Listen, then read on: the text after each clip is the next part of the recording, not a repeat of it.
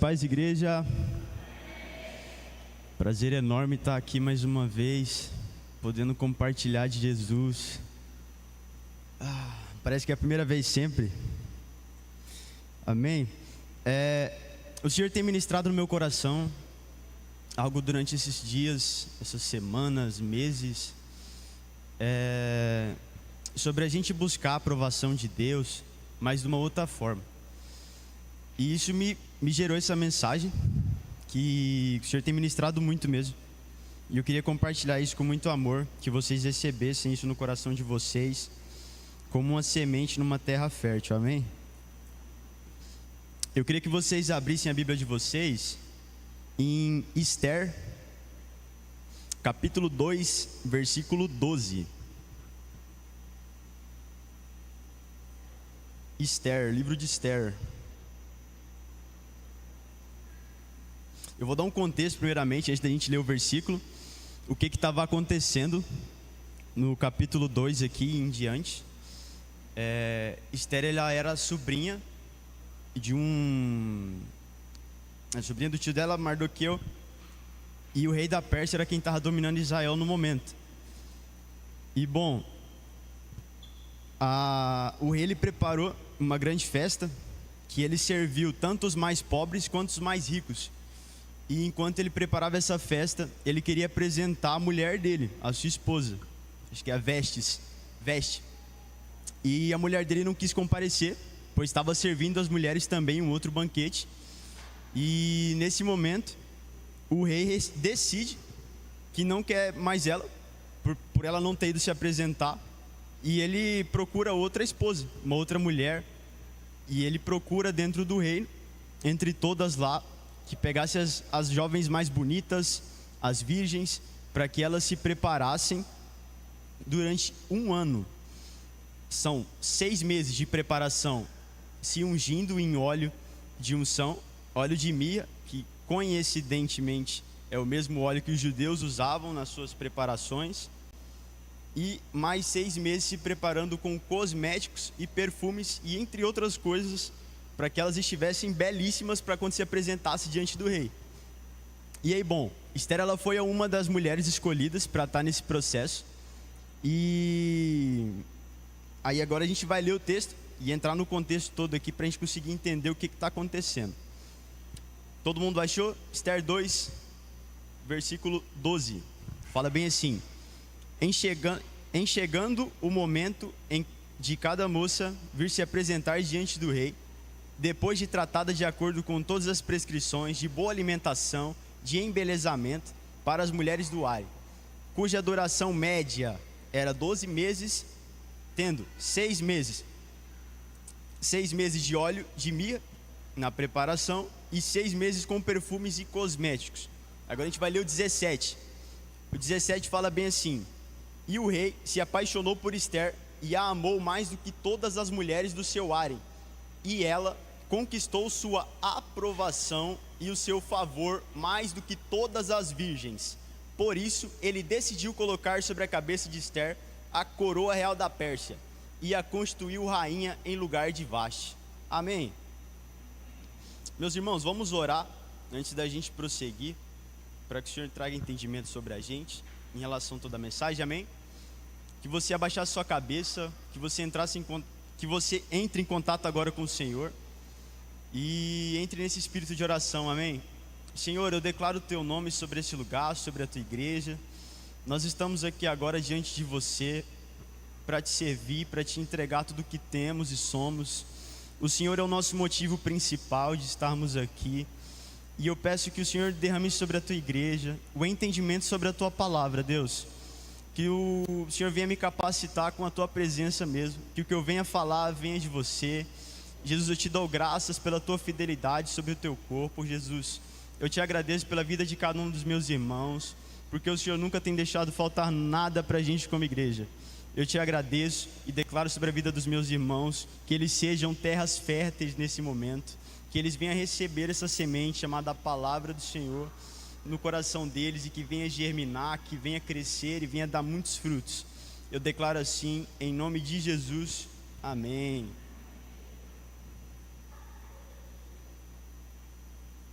Maravilha.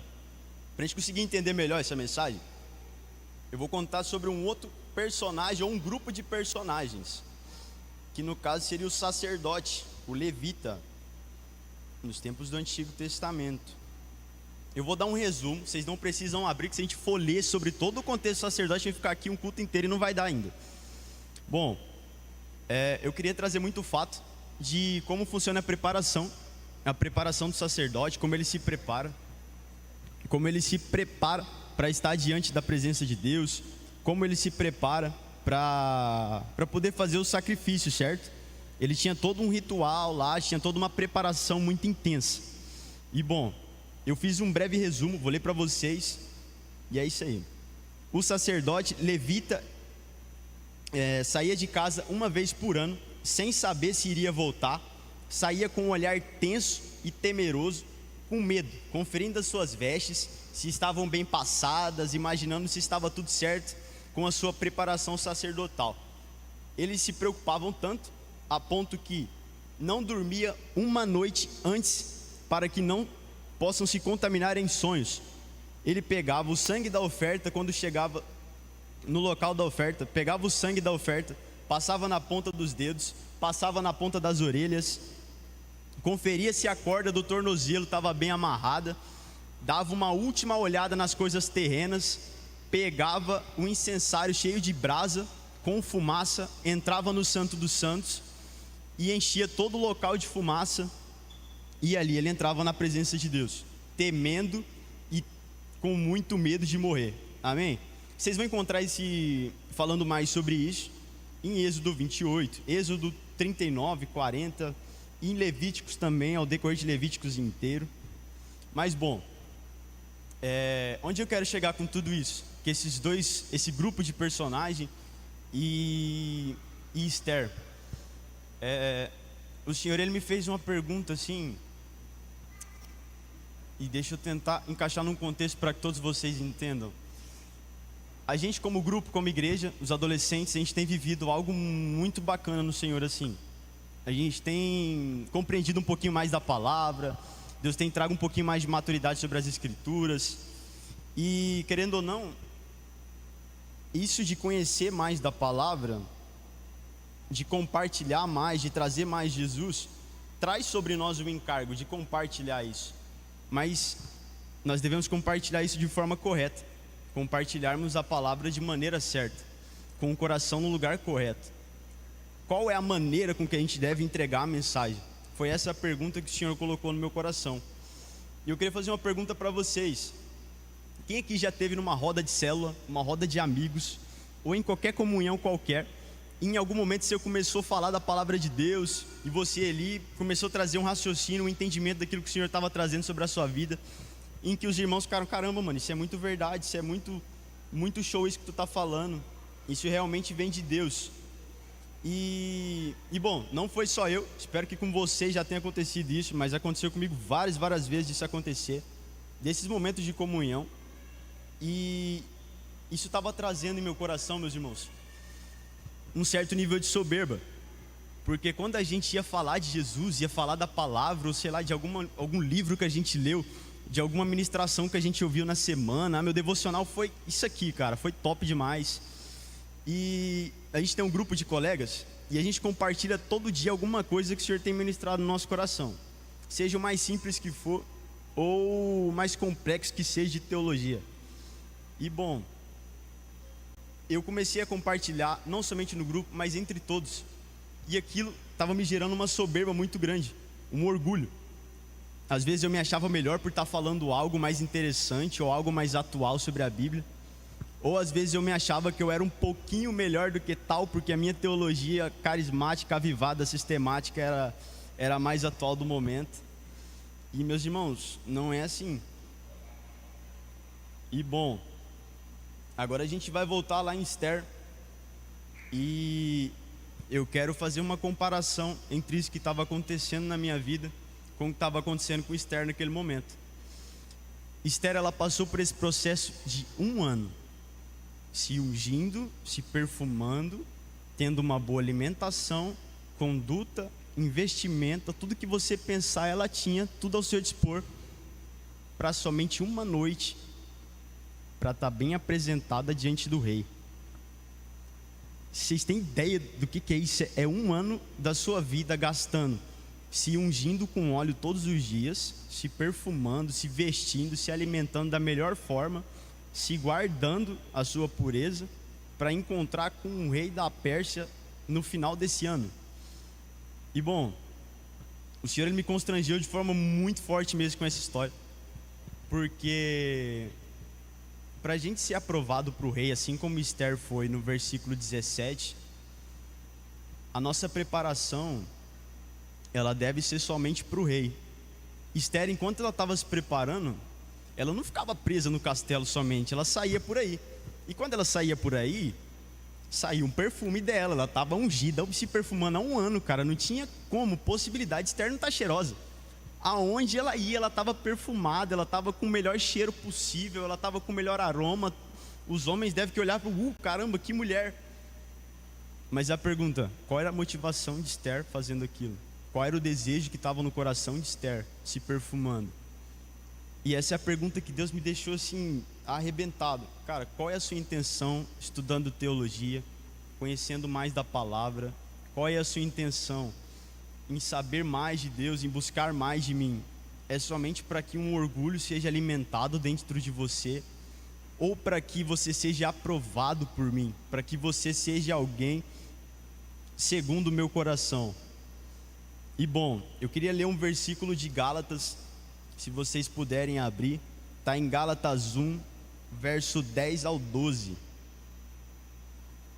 Eu vou ler aqui e vocês acompanham no telão ou na Bíblia de vocês, amém? Fala bem assim, Paulo falando para os Gálatas: acham que eu falo desse modo para manipular alguém, ou para impressionar o próprio Deus, ou para ganhar aplausos do povo? Se meu alvo fosse popularidade, eu não seria escravo de Cristo. Saibam que a mensagem que transmiti a vocês não é mero discurso motivacional. Eu a recebi diretamente de Deus, Jesus Cristo. Essa deve ser a nossa intenção, a nossa motivação e o nosso coração ao transmitir de Jesus, meus irmãos.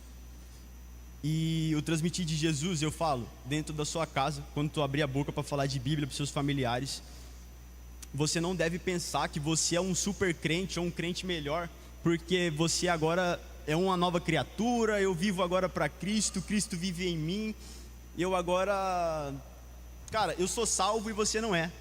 Olhar para ele com um olhar de desprezo, sabe? Cara, eu tô na igreja, eu tô seguindo a Bíblia, velho, e eu tô melhor que ti. Tu não fala isso, mas no seu coração tu tá sentindo isso ao falar de Jesus.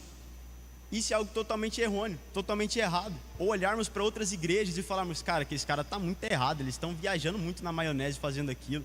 A maneira de preparação dos cultos deles, ou a maneira com que eles adoram, a maneira com que eles vivem, a comunhão deles. A pergunta que eu faço: em que essas perguntas e esses questionamentos do nosso coração vai afetar na nossa relação com o Senhor? Como isso vai afetar quando a gente chegar diante do rei depois desse um ano? Como isso vai afetar a nossa relação íntima e sincera com Deus? A gente está fazendo esses questionamentos dentro da gente, é a mesma coisa da gente se perfumar esses 6 meses e sair dando voltas pela cidade para que as pessoas sintam nosso perfume, ou para que a gente, dentro de nós mesmos, cresça um próprio ego falando: agora sim, eu sou um crente perfumado, eu sou um crente ungido, eu sou um crente cheio da palavra de Deus. E isso vai alimentar o que? No nosso caráter com Cristo, na nossa devoção, no nosso íntimo, no nosso secreto com Deus. Bom, eu queria ler um outro texto também, Tiago capítulo 1, versículo 22 ao 25. Se vocês puderem abrir, eu vou ler aqui na minha versão. Tiago 1, 22 ao 25, fala bem assim: sejam praticantes da palavra e não apenas ouvintes, enganando vocês mesmos. Aquele que ouve a palavra, mas não põe em prática, é semelhante a um homem que olha sua face num espelho e depois de olhar para si mesmo, sai e logo se esquece da sua aparência. Mas o homem que observa atentamente a lei perfeita e traz a liberdade e persevera na prática dessa lei, não esquecendo o que ouviu, mas praticando, será feliz em tudo o que fizer. O que esse texto está querendo dizer, meus irmãos? Quando a gente, com os nossos pecados e falhas, a gente olha para a palavra, é a mesma coisa da gente olhar num espelho. E quando a gente olha nesse espelho, a gente consegue ver as nossas imperfeições, as nossas manchas, as nossas rugas, todos os nossos problemas que a gente tem. O meu vestido manchado de noiva que está errado para Deus daqui a um ano para me encontrar com Ele, a gente consegue ver através da palavra o quão imperfeito, quão sujo, o quão pecaminoso eu sou. A gente consegue ver isso através da palavra. E a gente tem o dever, meus irmãos, de olhar para a palavra, olhar para Cristo Jesus, e a gente tem que ser moldado toda vez que a gente olhe para Ele. Algo que quando eu era novo convertido eu não conseguia entender muito, que era quando nas músicas, nas canções a gente cantava que Jesus é belo, Jesus é maravilhoso, Ele é lindo. Eu falei, cara, como é que esses caras sabem que Jesus é bonito, velho? A gente nunca viu Ele, no Antigo Testamento fala que Ele era feio, e aí? Mas não é isso, é a palavra. Eles estão falando do quão belo é Cristo Jesus, é a vida dele, e o quão belo deve refletir a vida dele na nossa. É isso. O quanto Jesus tem que refletir na nossa vida, no nosso interior. A beleza dele tem que vir para dentro da gente. Quando a gente olha para a palavra, a gente é transformado, a gente é mudado através disso. E é isso que está dizendo esse texto. O sacerdote, os levitas, eu creio que eles poderiam assim, talvez alguns, não sei, chegar diante das outras tribos e falar, cara, Rubem, tu não dá conta não, cara, eu chego na presença de Deus lá e o fogo cai. É só eu que posso fazer isso, é só eu que sou levita, eu consigo chegar diante daquele lugar do santo do santo. Mas a gente tem que lembrar também que o sacerdote ele entrava com uma corda no tornozelo, porque se ele tivesse pecado lá dentro, ele morria. Ele colocava a fumaça para que ele não conseguisse se distrair com mais nada. Tudo que importasse com ele enquanto ele estivesse lá dentro seria a presença. Ele se preparava com as vestes, mas as vestes não eram o mais importante. O importante era o coração dele. Portanto que ele ficava uma noite antes sem dormir, para não se contaminar em sonhos. Ele passava essa madrugada inteira ouvindo a palavra de Deus, ouvindo os mestres da lei falar da lei para ele, para que ele não se perdesse. E é isso o nosso dever, igreja. A gente entrar aqui dentro desse templo e falar, Jesus, eu não quero saber a roupa que o meu irmão está usando. Eu não quero saber se eles estão gostando do meu calçado velho, ou se eles estão se importando com o que eu estou fazendo. Meus irmãos, a gente tem que entrar aqui dentro com uma certeza no nosso coração. Jesus, eu vim aqui para me doar para você, para entregar tudo que eu tenho e sou. Se for preciso, Deus, lava o chão da minha igreja com lágrimas em meu rosto. Essa deve ser a nossa oração. A comunhão é necessária, meus irmãos. É muito necessário. É preciso ter comunhão uns com os outros. Quando a gente chegar aqui dentro, a gente olhar para o nosso irmão com um olhar de amor, independente do pecado dele, independente do que ele cometeu, ele deixou de cometer, independente do carro dele, independente da forma que ele fala, independente do jeito que ele se veste, independente. A gente não somos nada para julgar alguém nessa terra, meus irmãos. Quem somos nós? Nós devemos ser estéreis, sacerdotes. Nós somos sacerdotes do nosso próprio coração. Temos que edificá-lo. E bom, eu acho que não existe maior exemplo do que Cristo Jesus em Filipenses 2, do 5 ao 8. Se vocês quiserem acompanhar, eu vou ler aqui, meus irmãos. Filipenses 2, do 5 ao 8, versão NVI, fala bem assim: seja o modo de pensar de vocês o mesmo de Cristo Jesus, que apesar de ser Deus, não considerou que a sua igualdade com Deus era algo que deveria ser como vantagem. Antes esvaziou-se a si mesmo, assumindo forma de servo, tornando-se semelhante aos homens. Sendo encontrado em figura humana, humilhou-se e foi obediente até a morte e morte de cruz. Há um lugar, irmão, para a gente conseguir vencer essa vaidade e esse orgulho, ou talvez esse desejo de ser maior, é se humilhando. é se entregando em oração, é a gente suplicar, é a gente chegar em oração e falar: Deus, eu fiz isso, isso, isso e isso, eu pequei contra você, eu menti, eu adulterei, eu fugi da tua presença, eu não fui bênção para o meu irmão, eu pequei contra o Senhor, contra o meu irmão. Dá nome para esses pecados, chegar diante de Deus de forma sincera, como se Ele fosse um pai realmente. Ele é nosso pai, Ele é o nosso Senhor, mas Ele também é o nosso pai, Ele é o nosso amigo íntimo, sincero, onde a gente não precisa ficar colocando palavras vãs ou tentando aumentar isso. Da mesma forma que eu converso com os meus amigos, converso assim com Deus, que a gente se entregue de forma sincera, um coração verdadeiro. Da mesma forma quando Ele fala, falando já sobre oração, Mateus 6, do 5 ao 7, que fala que quando orares, não seja igual aos hipócritas, que gostam de ficar em pé nas sinagogas e nas esquinas, a fim de serem vistos pelos outros. Em verdade lhes digo que eles já receberam a sua plena recompensa. Mas quando você orar, vai no seu quarto, fecha a porta e ora ao seu pai, que está em secreto. Então o seu pai, que vê em secreto, o recompensará. Quando orarem, não falem por falar, como fazem os gentios, pois eles pensam que por muito falar serão ouvidos. O fato dos fariseus orarem em pé não tem nada de errado em si. O que está errado aqui é a motivação deles.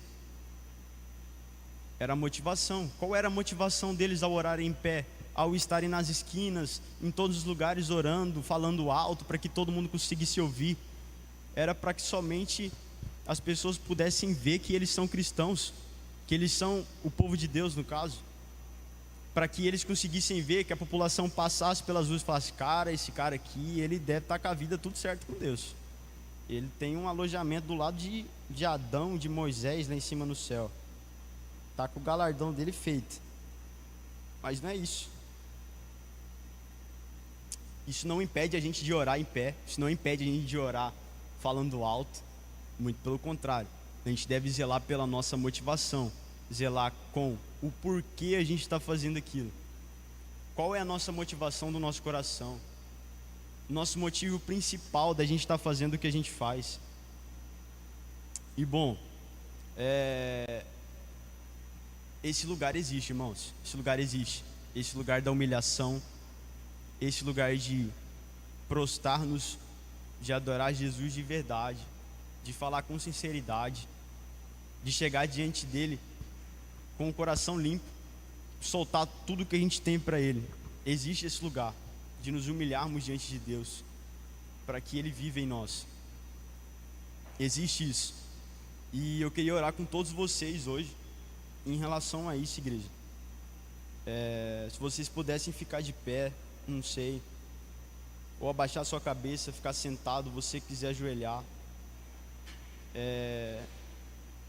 Queria que nesse momento você colocasse diante do Senhor aquilo que tem sido um empecilho para você, o empecilho de viver a boa e perfeita, agradável vontade de Deus em todas as áreas da sua vida. Quando você está no seu trabalho, seu chefe pergunta de Jesus para você. Quando você está na sua casa e você explica a palavra para alguém. Quando você está dentro da igreja, numa roda de célula, e você precisa explicar algum assunto, que a gente venha cuidar da nossa motivação, cuidar o nosso coração, o quão alinhado a gente está com a palavra. Que a gente não venha se importar com que o nosso irmão está usando, ou da maneira que o culto está sendo dirigido. Que a gente venha buscar a aprovação de um só, do Senhor, do nosso Deus.